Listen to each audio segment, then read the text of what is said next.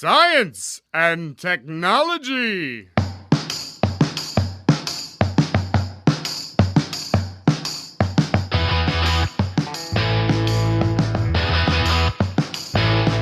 Estamos on com mais um Ciência On, hoje diretamente aqui dos nossos bunkers em isolamento social. Eu sou Pedro Altreto, professor da UFABC, e o tempo tá passando. Sério? Aqui nisso cada um se apresenta, que geralmente você que apresenta as pessoas, Não, você não fala, mas ok, então.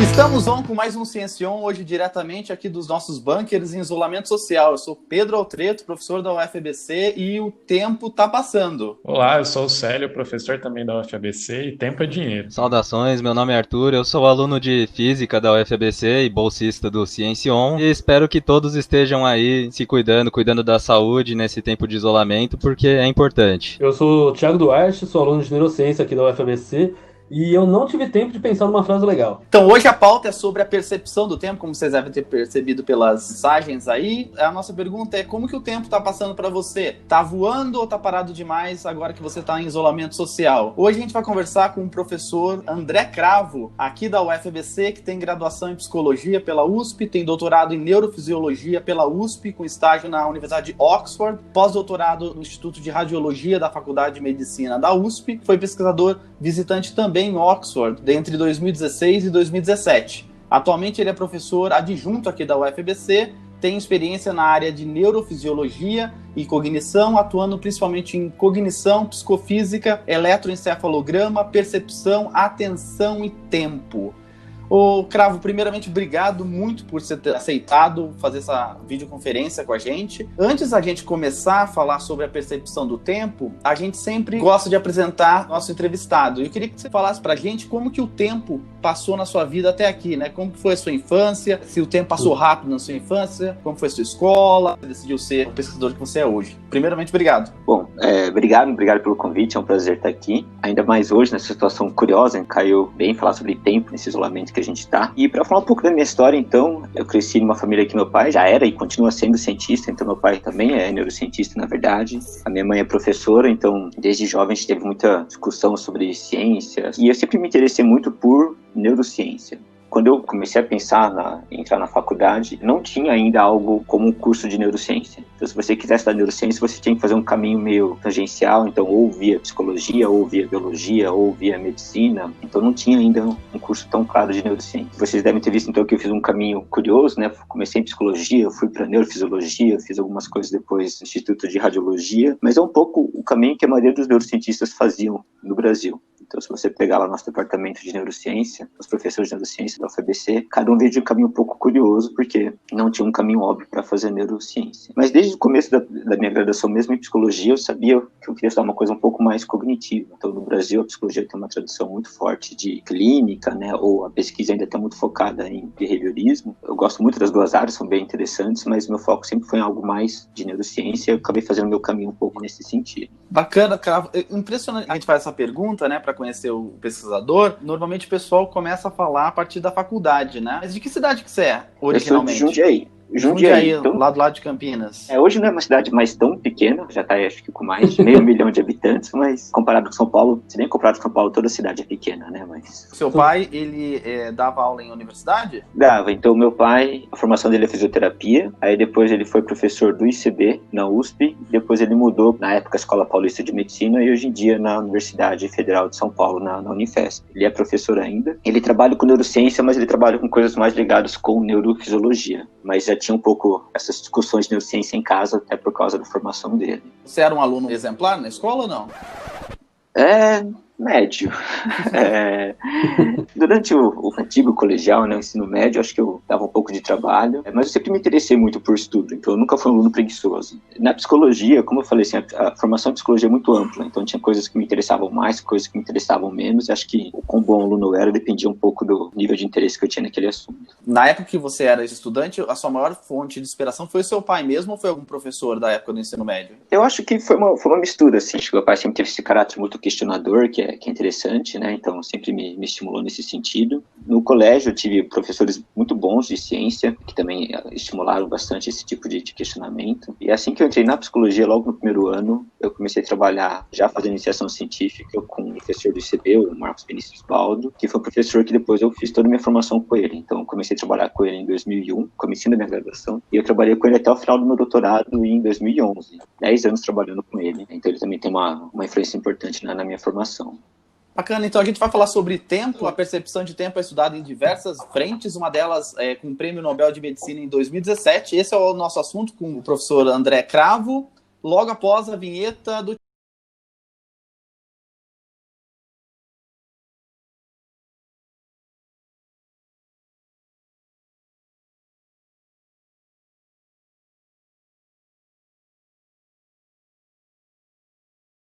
André, para a gente começar um pouco o nosso podcast, entrar no assunto, dentro da sua linha de pesquisa, como é que a gente pode definir o tempo dentro da neurociência? Então, essa já é uma das grandes dificuldades. De maneira intuitiva, quando a gente pensa no senso comum, a gente chama de tempo muitas habilidades que são, pelo menos parcialmente, independentes. Primeiro tem o tempo físico, que é algo que a gente não estuda diretamente, né, mas que aí tem toda uma questão da física, se ele existe ou não, como é que ele pode ser manipulado, o que acontece quando você está em velocidades muito altas, velocidades muito baixas. Mas isso é bem diferente da nossa sensação de tempo, a percepção de tempo. Mesmo a sensação de tempo, a gente pode pensar pelo menos 3 dimensões um pouco diferentes. Uma é a nossa habilidade de estimar tempo. O pessoal que está ouvindo agora, se perguntar para vocês quanto tempo faz que começou o podcast, mesmo sem vocês olharem o celular de vocês vão conseguir dar um chute que vai ser razoável. É bem provável que vocês consigam adivinhar mais ou menos essa duração. Então essa é uma habilidade que a gente tem de estimar tempo. A outra coisa é o que a gente chama de perspectiva temporal, que é essa concepção que a gente tem que existe um passado, um presente, um futuro e como essas coisas se encaixam. E a outra coisa ainda é o que a gente chama de consciência de tempo, que é essa impressão que a gente tem que o tempo passa mais rápido ou mais devagar. Apesar dessas 3 coisas terem uma certa relação, elas também são parcialmente independentes. E muitas das discussões que a gente tem sobre tempo acabam confundindo um pouco essas 3 dimensões. E uma parte importante da nossa área é tentar justamente ver onde acaba uma dessas habilidades, onde começa outra dessas habilidades. E você acha que o tempo, pelo que você está me contando, então pode passar diferente de pessoa para pessoa, né? Para mim, nesse isolamento aqui, por exemplo, ontem, para mim, o dia foi de 1 hora, praticamente. Eu nunca vi um dia passar tão rápido como o dia que passou de ontem.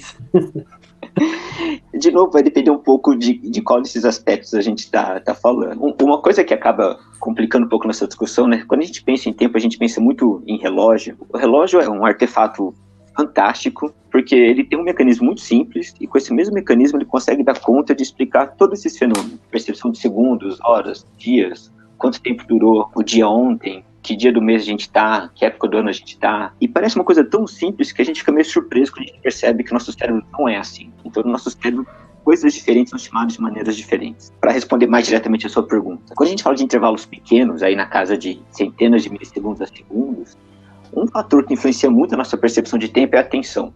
Se você está com sua atenção alocada a outra coisa, se você está fazendo outra atividade, o tempo passa muito rápido. Se você está alocando sua atenção no tempo, o tempo passa muito devagar. Então, se você está fazendo uma coisa extremamente entediante, está na fila de um banco, está esperando a água ferver, está fazendo qualquer coisa que você não tem nada para prestar atenção, toda sua atenção está alocada no tempo e o tempo passa muito devagar.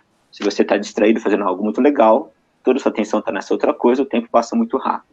Parece que para nossa experiência de tempo isso também é verdade. Então, quanto mais atenção você tem alocada no tempo, mais devagar passa. Então, por exemplo, você me falou, ontem seu dia durou 1 hora. Mesmo sem saber o que você fez, eu chutaria que foi um dia extremamente ocupado. Então, deve ter sido um dia que você acordou e fez um monte de coisas, e a hora que acabou o dia, você falou, nossa, eu nem vi o tempo passando. Deve ter sido porque sua atenção estava alocada em todas essas outras tarefas. Então, o que faz falta para mim, pelo menos, é a falta de rito, né? Porque, por exemplo, quando você está num dia normal, você tem o horarinho lá do café, que você faz na UFABC, então você sai da sua sala, vai tomar café. A impressão que me dá quando eu estou muito tempo dentro de casa, como eu não tenho tantos ritos, me parece que o dia parece que nunca acaba e também nunca começa, sabe? E isso também é curioso. Isso que você está falando lembra um pouco uma coisa que a gente chama de paradoxo das férias. Que nem eu falei, durante a passagem do tempo, quando a gente presta atenção em algo, o tempo passa mais rápido. Se você presta atenção no tempo, o tempo passa mais devagar. Mas quando você lembra algo, isso se inverte.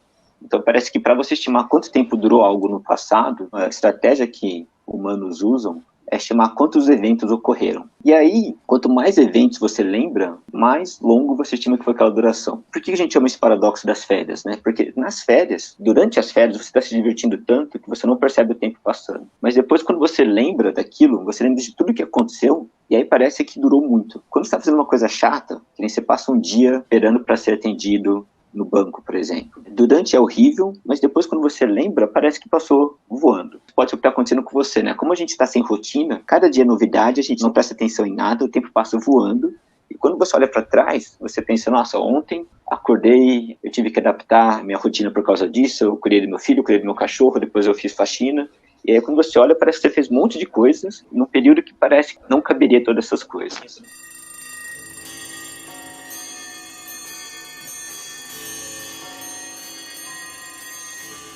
A sua percepção do tempo depende, então, também se você está percebendo aquele tempo no momento que você está ali ou se você está lembrando no passado. Por exemplo, você deu o exemplo do banco. Enquanto você estava lá, parecia que era infinito de tempo. E quando você relembra, parece que era mais rápido. Também, dependendo de quando você está tendo essa percepção de tempo, pode influenciar. Pode. E isso é uma das coisas também que pra gente é muito, muito estranho, né? Porque como a gente pensa muito em relógio, o relógio, uma das coisas incríveis é que ele é extremamente preciso. Então, mesmo se você pegar relógios antigos, de dar corda ainda, com esse mecanismo muito simples, eles conseguiram manter uma precisão razoável. Então, a gente acaba se surpreendendo em quão ruim a gente é em estimar tempo, dado que parece algo simples de fazer. Mas a verdade é que você tem uma série de fatores que influenciam o tempo. Atenção, emoção, se você está esperando ou não aquele intervalo, se você está vivendo ele ou se você está lembrando dele. Então, tudo isso de uma maneira ou outra vai influenciar o que a gente chama de percepção de tempo. Você, como pesquisador dessa área, como que você mede algo tão subjetivo como é o tempo para cada pessoa? Como que você tem como mensurar se para uma pessoa o tempo passa mais rápido, a outra mais devagar? Isso é mensurável numa pesquisa? É mais difícil você medir entre pessoas, é particularmente mais fácil você medir dentro da mesma pessoa. Então, no laboratório, o meu foco principal, apesar de não ser único, é a percepção de tempo nesses intervalos mais curtos, então na casa de centenas de milissegundos a segundos. O que a gente tenta fazer é, primeiro por meio de experimentos comportamentais, ver quais situações fazem o tempo passar mais rápido ou mais devagar. Então você pode, por exemplo, ter uma série de ilusões visuais, então coisas inesperadas parece que duram mais tempo. Então se você, por exemplo, mostra uma série de estímulos visuais, então bolinhas vermelhas e de repente vem uma verde, a verde parece ser mais longa que as vermelhas, por exemplo. Muitas vezes o primeiro evento que aparece numa sequência também parece ser mais longo do que os outros eventos.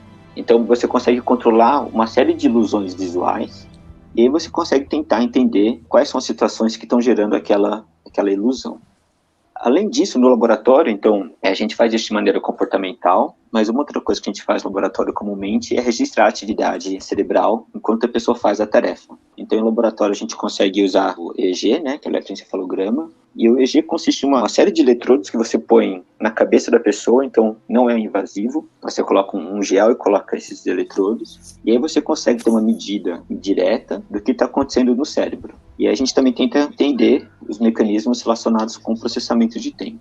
Só uma curiosidade, eu já fiz um EEG uma vez e foi uma sensação meio, não estranha, eu concordo contigo, não foi nada invasivo. O livro deles colocou eletrodos na minha cabeça, parecia que eles estavam tirando o meu cabelo, porque eu não sentia o cabelo, era esquisito. Mas foi com a gente? Foi no laboratório? Não, eu tinha um problema de tontura e aí o médico indicou fazer isso e aí eu acabei fazendo. No laboratório não é tão ruim. Esses clínicos, muitas vezes, a pessoa ela afasta o cabelo e cola diretamente no scalp. Em pesquisa, a gente tem toucas que parecem um pouco uma touca de natação que a pessoa põe. Então, quem tiver interesse, inclusive, em fazer experimento de EEG, a gente sempre tem experimento rodando, é só depois do isolamento, avisa que a gente compartilha os links depois.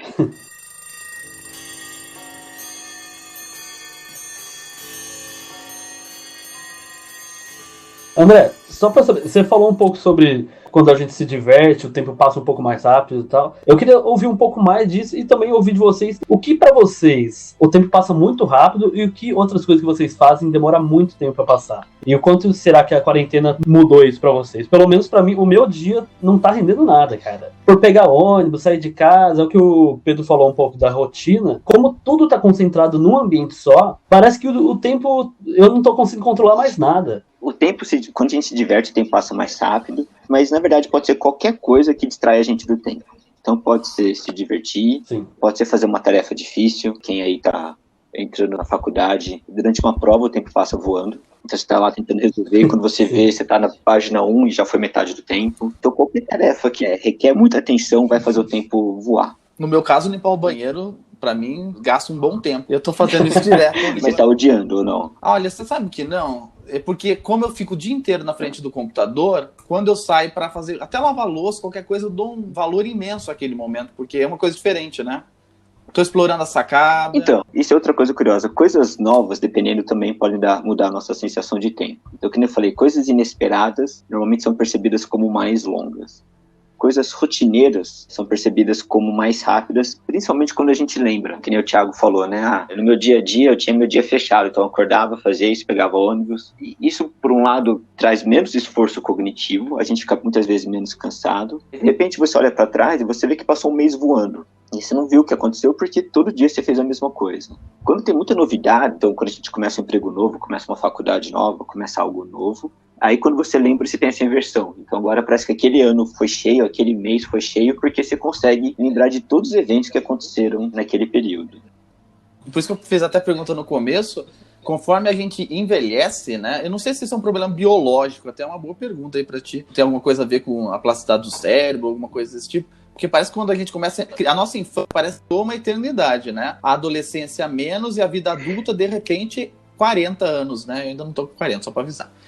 Parece que quando a gente envelhece, vai mais rápido, né? É só fator social mesmo ou tem fator biológico nisso? Essa é uma daquelas perguntas, assim, toda vez que eu vou atrás desse tipo de resposta, tem discussões enormes ainda. Então tem uma proposta que tem algum fator biológico, eu não acredito tanto, mas tem uma dessas ideias que, conforme seu cérebro envelhece, você processa informações numa velocidade diferente, isso mudaria a percepção de tempo.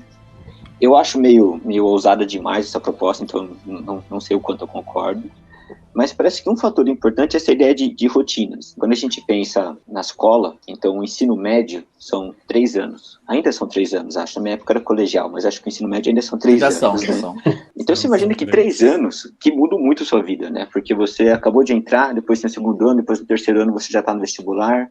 Aí quando você entra na faculdade, são 5 anos muito intensos, porque o primeiro ano você mudou completamente sua vida. Aí você tem essa pressão que daqui a 4 anos você vai se formar, então tudo é muito novidade. Quando você começa a ficar mais velho, 4 anos começa uma perspectiva muito diferente. Também não tenho 40 anos ainda, mas simpatizando com o Pedro, né? Se a gente pegar nossos últimos 4 anos no UFABC, tem uma parte da rotina que é mais ou menos constante. Tem uma parte do dia a dia do trabalho, de orientação de alunos, de ensino na graduação e na pós. E essa rotina mais ou menos constante faz com que o tempo pareça, quando a gente olha para trás, que passou muito mais rápido. Porque parece que não tiveram tantos eventos assim.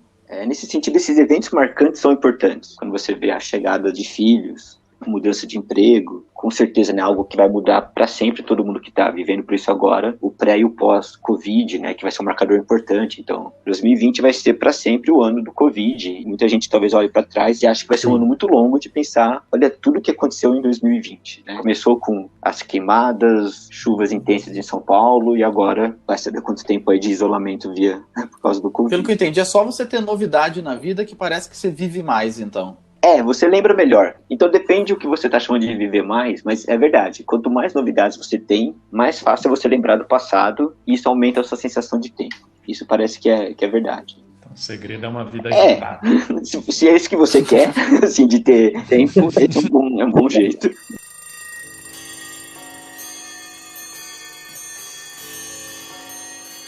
Ô André, a nossa sociedade tem uma preocupação cada vez mais intensa com a forma como a tecnologia transforma a vida das pessoas, né? Uhum. Em especial, a exposição às telas, então computadores, celulares, videogames. Como isso pode afetar a percepção do tempo nas pessoas? Acho que a sociedade, né, quando a gente fala da influência da sociedade em percepção de tempo, tem 2 aspectos importantes. Um é esse que você comentou. Então, hoje em dia a gente fica muito tempo na tela. Eu acho que a quantidade de tempo que a gente fica ligado a algum tipo de tela é muito maior do que qualquer um de nós pensou ou teria pensado alguns anos atrás. Então, Então, mesmo com a chegada dos computadores, depois com os celulares, mas acho que hoje é socialmente aceito você estar numa conversa e pegar o celular. É socialmente aceito você estar no sofá e pegar o celular, estar com o celular, o notebook e a TV ao mesmo tempo. Uma coisa que isso influencia, como eu falei, é esse negócio de ficar mudando a sua atenção o tempo inteiro. Então, presta atenção aqui, presta atenção ali. Isso faz o tempo parecer que está passando mais rápido. Então, a gente olha, a gente não está prestando atenção no tempo e, de repente, você vê que passou 1 hora, 2 horas. Então, a gente também, muitas vezes, fica com essa impressão, nossa, 2 horas é muito tempo, mas é muito tempo se você tiver sem seu celular. Com o seu celular, 2 horas passam voando. Entra no Facebook e aí que você vai ver como 2 horas não serve para nada, né? Assim, você consegue passar. Então, esse seria uma influência mais direta, né? No sentido que você tem telas que afetam. Uma influência que não é tão clara, mas que tem um papel importante da sociedade, nossa sensação de tempo. Atualmente, a gente tem muito essa noção que tempo e dinheiro estão relacionados. Um jeito de ver isso é ver as metáforas e os termos que a gente usa para falar de tempo. Então, por exemplo, o Thiago falou uma dessas agora, né? Tipo, eu sinto que eu não estou rendendo durante a quarentena. E a gente usa coisas assim o tempo inteiro, né? Então, meu tempo não está rendendo, eu estou gastando meu tempo, eu preciso melhorar meu uso de tempo, eu preciso ganhar tempo. Então, a gente tem uma cobrança muito grande de tempo igual ao trabalho. Eu acho que isso é algo que, nesse isolamento, está mexendo com muita gente. Que é a gente está em casa. Para muitas pessoas que não estão na linha de frente, a melhor dica que eles estão recebendo é não faça nada, né? Então, assim, fique em casa, fique seguro.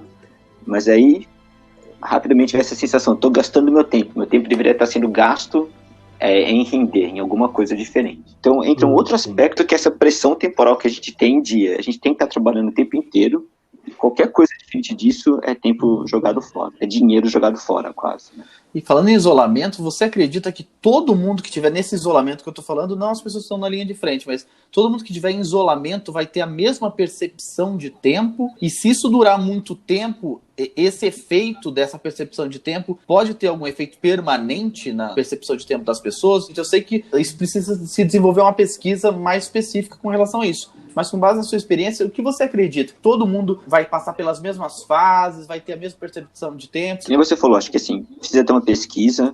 A gente está pensando em como implementar essa pesquisa, então se tudo der certo, a gente vai ter aí uma pesquisa durante o isolamento que vai tentar estudar isso, vamos ver se vai tudo passar pela aprovação do Comitê de Ética, né, todas as instâncias que precisam ser aprovadas, mas a sensação que eu tenho é que não, eu diria que assim, todo mundo vai ter uma sensação de tempo que vai ser alterada, mas eu diria que são maneiras muito diferentes. Por que eu acho isso? Tem uma série de estudos e trabalhos que estão mostrando cada vez mais que mudanças na nossa sensação de eu, em inglês o termo é self, em português a tradução é eu, ou minha sensação de eu mesmo, mudanças nessa sensação sempre vêm acompanhadas de mudança na percepção de tempo e vice-versa. Então mudanças na percepção de tempo vêm acompanhadas de mudanças do eu. Uma série de estudos mostram que drogas que mudam a nossa sensação de eu, práticas meditativas, por exemplo, que mudam essa sensação, também acabam mudando a percepção de tempo. Acho que todo mundo concorda que esse isolamento é uma novidade, vai causar mudanças nas pessoas de maneiras diferentes, e eu diria que isso vai vir acompanhado de mudanças na percepção permanente? De tempo. Eu acho que permanente não, pelo menos não nessa habilidade que a gente tem de estimar tempo. Talvez permanente no sentido que por muito tempo a gente vai ter essa lembrança do isolamento, de como é que isso mudou a nossa sensação. Mas acho que eu não esperaria mudanças na nossa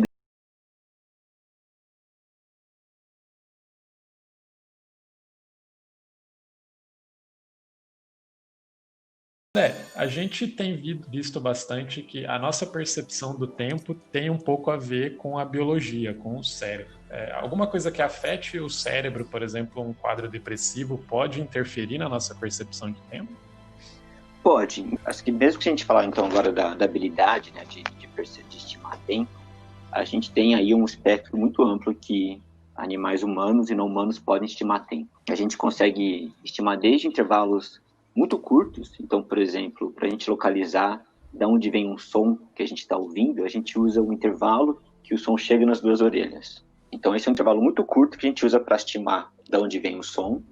E aí, no outro extremo, tem esses ritmos circadianos, né, que são esses ritmos que vão oscilando durante o dia. E aí, no meio disso, a gente tem essa habilidade de estimar horas, segundos, milissegundos. Alguns desses mecanismos são muito mais bem conhecidos do que outros. Esses mecanismos para intervalos muito mais longos, esses são mais bem conhecidos. O Prêmio Nobel, né, de 2017, que vocês citaram, por exemplo, estuda esses mecanismos. E aí a gente sabe que algumas coisas podem afetar esses ritmos de vigília-sono, ou esses ritmos circadianos. Então, por exemplo, esse é um que o isolamento pode afetar bastante, e aí você pode ter algumas condições que podem afetar esse ritmo. Então, se a pessoa não sabe muito bem se é dia ou noite, se ela tem esses horários bagunçados, de dia ela está num lugar fechado, então não tem contato com a luz do sol, daí à noite ela vai ficar na frente do celular, que tem uma iluminação, isso pode confundir um pouco todo o relógio circadiano da pessoa. Para esses intervalos um pouco mais longos, também parece que o tempo pode influenciar. Então, tem uma série de relatos de pessoas com depressão, por exemplo, o tempo se arrasta, né? A pessoa, ela reclama que ela acorda e o dia não passa de maneira alguma, tudo que ela quer é que o dia acabe para ela poder dormir novamente.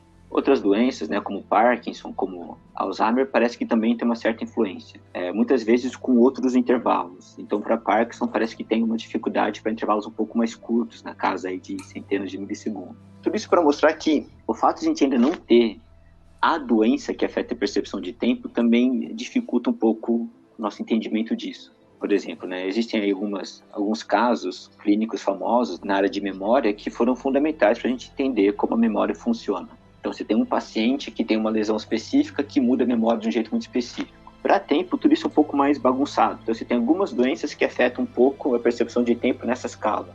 Outras doenças que afetam a percepção de tempo em outra escala. Então, isso mostra que talvez não existe um mecanismo único para tempo e tudo está meio bagunçado, espalhado no cérebro. Essa percepção de passagem de tempo que a gente sente, ela pode ser hoje em dia expressa de maneira física? A gente tem evidência de bases ou correlatos neurais que possam fazer uma ponte entre o mundo cognitivo e o mundo biológico? Eu acho que ainda não, mas é uma das áreas que tem tido mais investimento. Então, principalmente essa ideia da passagem dentro, quais são os correlatos neurais, acho que isso é uma das coisas que está sendo mais bem estudadas hoje em dia. Então, acho que não tem ainda um consenso sobre quais seriam esses mecanismos, esses correlatos neurais, mas tem muita iniciativa para tentar entender isso. Tem que lembrar, né, que assim, muito da neurociência cognitiva é uma ciência recente, então esses métodos que a gente tem para analisar a atividade neural de maneira não invasiva são muito recentes. Então, mesmo o EEG, que é o método que eu uso, que é um dos mais antigos da neurociência, ele vem da década de 1930, 1940. Que parece muito tempo, mas quando a gente vai comparar com outras ciências, outros métodos, são muito mais antigos.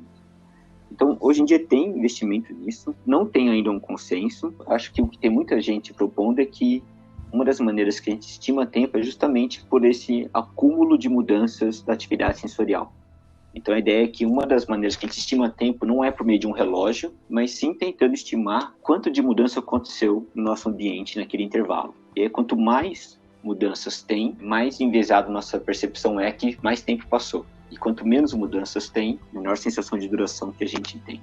Mesmo na física, a gente não tem muito claro a definição de tempo, né? A gente sempre olha tempo com relação a um referencial, né? Pois essa parte de física é uma parte que eu tenho medo até de comentar, assim, porque é muito mais... Toda vez que eu acho que eu entendi, eu percebo que eu não entendi. Assim, acho que tem os consensos que o tempo, com velocidades muito extremas, se dilata, né? Acho que esse é um dos consensos que tem de toda a teoria da relatividade. Mas se o tempo existe ou não, se ele está relacionado com entropia ou não, isso eu já tive conversas com físicos, eu sempre achei que eu entendi, daí eu percebo que eles têm uma opinião diferente. Inclusive no nosso grupo, né, então na UFABC a gente tem um grupo grande que estuda percepção de tempo, são mais ou menos 5 ou 6 professores, um deles é físico, então ele que dá assessoria nessa área pra gente, porque é um mundo à parte.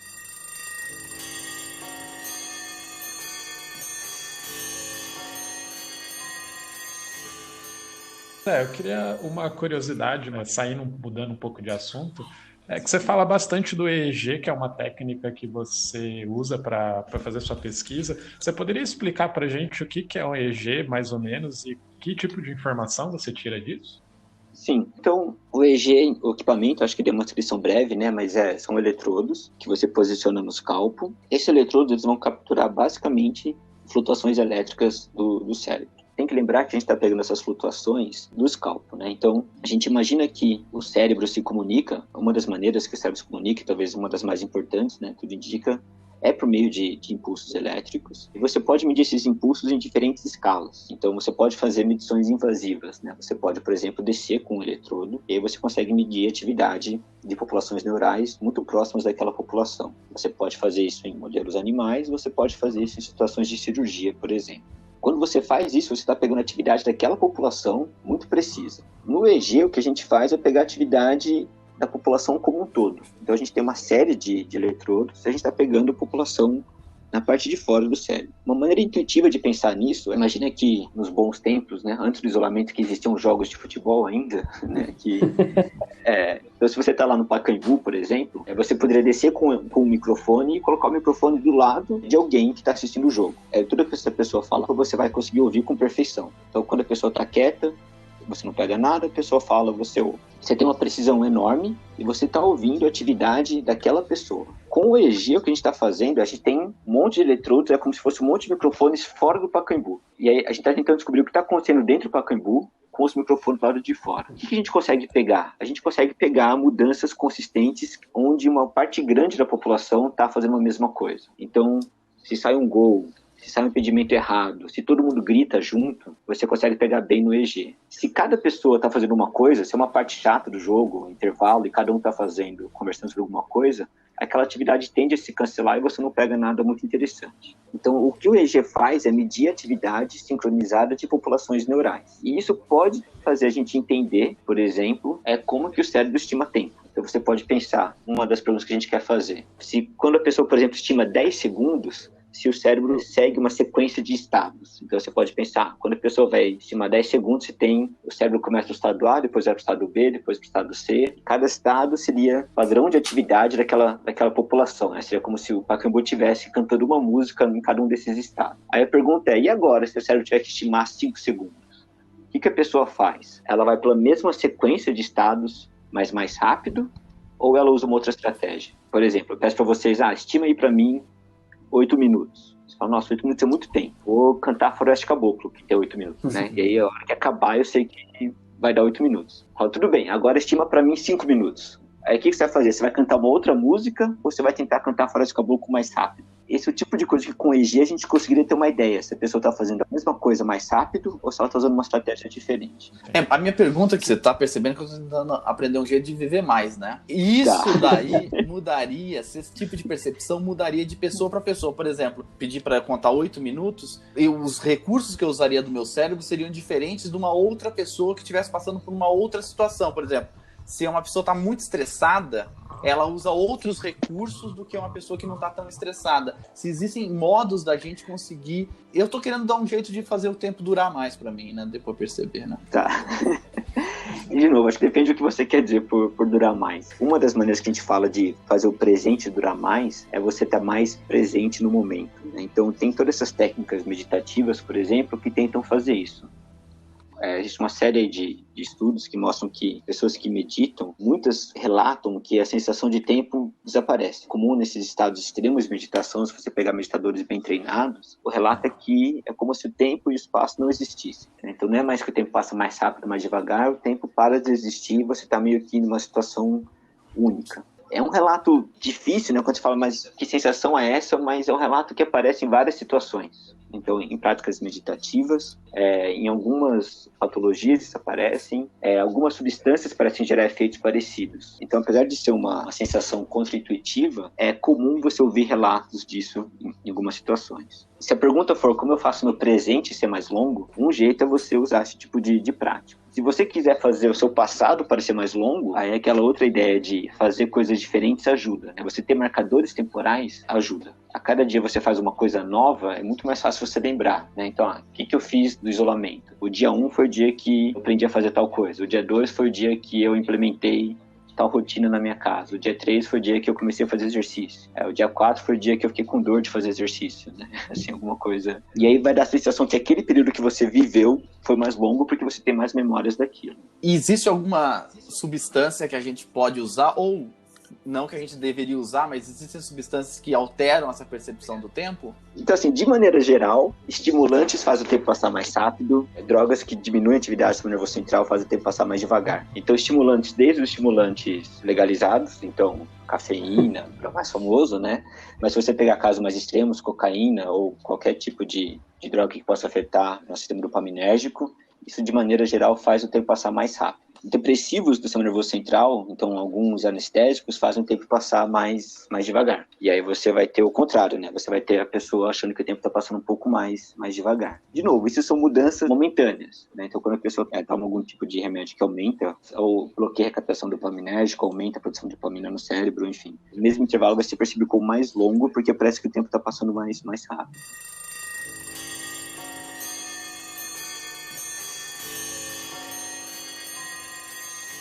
A gente tá gravando esse podcast juntamente com o pessoal na internet. O pessoal da internet tá fazendo perguntas aqui. A primeira pergunta é se estados conscientes diferentes implicam em percepções diferentes do tempo. Por exemplo, por que parece que quando você dorme o tempo passa bem mais rápido? É a primeira pergunta. Tá. Bom, então depende do que chama de estados conscientes. Primeira coisa, né, acho que um pouquinho a gente estava falando. Alguns fármacos são conhecidos por mudar a percepção de tempo. Sejam fármacos legalizados, cafeína, algumas drogas psiquiátricas. Então esses que são fármacos que mudam nossa percepção de eu e mudam a percepção de tempo. Quando a gente dorme, um dos motivos que a gente parece que não tem tanta noção de tempo é que a gente perde um pouco os eventos que ocorreram.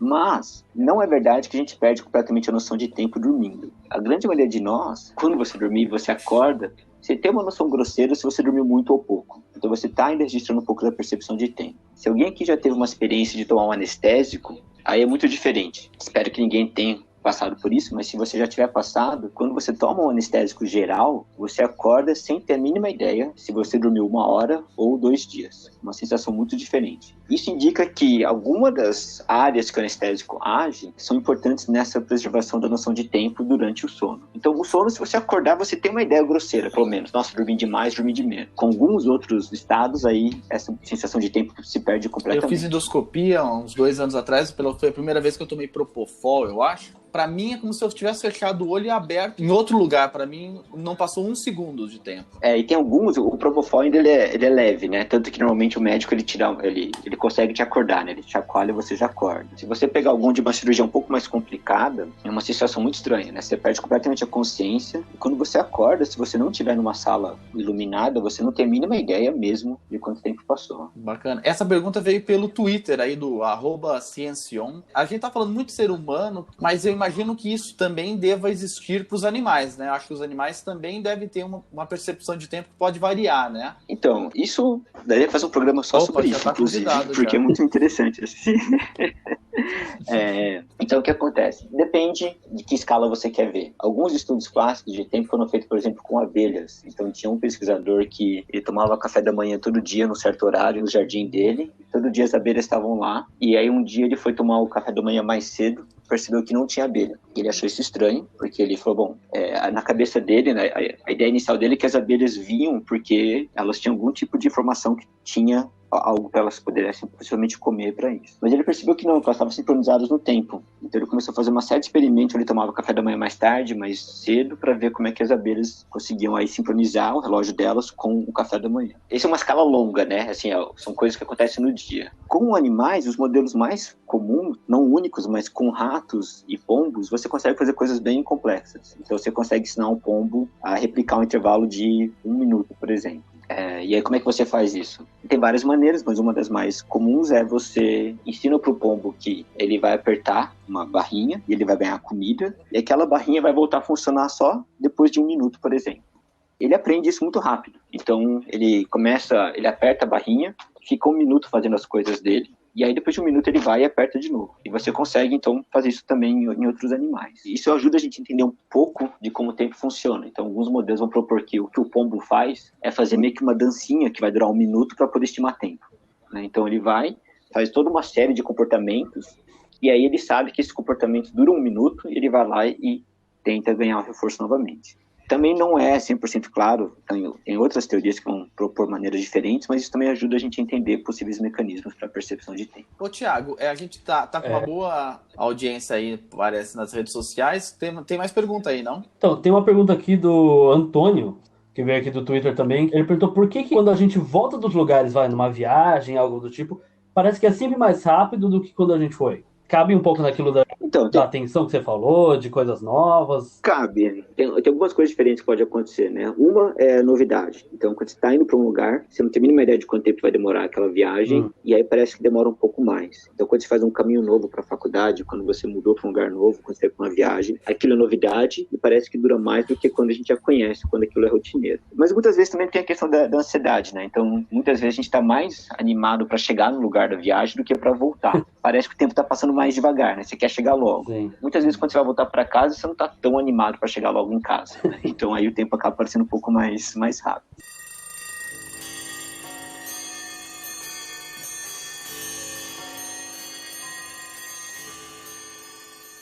E agora eu queria fazer uma outra pergunta também, indo um pouco mais relax, né? Saindo tanto dessa parte mais pesada da ciência. Se você tem sugestão de filme, seriado, livro que você acha que é bacana pra gente aprender sobre tempo, percepção de tempo, ou até o que não é tempo e o que não é percepção de tempo. Então, você sabe que quando a gente fala de memória, por exemplo, tem um monte de filmes legais de memória, filmes bons e ruins. Com o tempo é um pouco diferente, que eu gosto muito. Então, um dos mais famosos é O Festim Diabólico, do Hitchcock. Sim. É um filme interessante porque ele supostamente é tomada contínua, não é bem tomada contínua, né? Mas é uma cena como se fosse uma tomada contínua. Mas o que é interessante é que o filme em si tem aí duração de acho que 90 minutos. Isso. Mas os eventos do filme, na verdade, duram muito mais. Então, toda a pergunta é como é que o Hitchcock faz para uma cena que tem 1h30 de duração representar algo que durou, na verdade, muito mais tempo. Assim, eu acho que nem tem muitos spoilers, mas eu já posso adiantar algumas técnicas que ele usa. Alguns eventos que acontecem no filme, ele faz acontecer de maneira muito mais rápida do que normalmente. E aí você acaba contando aqueles eventos e você começa a colocar isso na conta de quanto tempo passou. Então, por exemplo, as pessoas jantam muito rápido no filme. Uhum.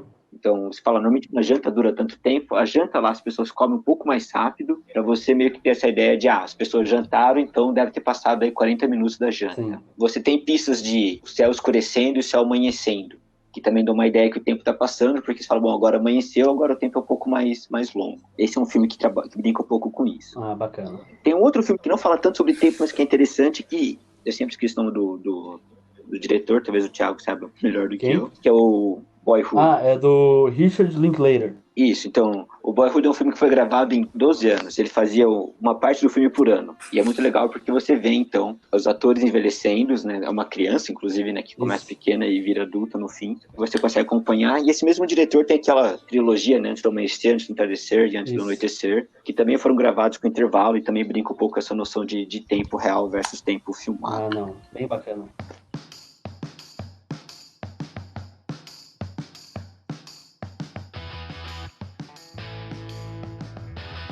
E, pessoal, vocês têm ideia de quanto tempo que a gente gravou? Sem olhar pro celular? Olha, eu vou chutar que a gente tá a 1h20. Eu vou chutar uma hora, mais ou menos. Uma hora mesmo que a gente tá conversando, mas parece uma hora muito mais longa do que eu tô almoçando, por exemplo, talvez pelo tanto de novidades que a gente tá aprendendo, né? Aprender, eu acho que também ajuda a ter uma visão de tempo um pouco maior, não? Assim, acho que o que deixa o tempo muito chato e arrastado é não fazer nada. Acho que isso é o mais difícil. Acho que gastar tempo, né, fazendo coisas diferentes é sempre uma maneira melhor de lidar com o tempo. Acho que tá todo mundo falando o que fazer nessa rotina, o que fazer nesse isolamento. Faça coisas, né? Acho que esse é o melhor dia que você pode dar para alguém. Crie rotinas, faça exercício, mantenha uma vida ativa, que isso vai ajudar, inclusive durante o isolamento. Primeiro, André, obrigado mesmo por você ter investido esse tempo. Cadê a piadinha sem graça? Aqui com a gente, tá?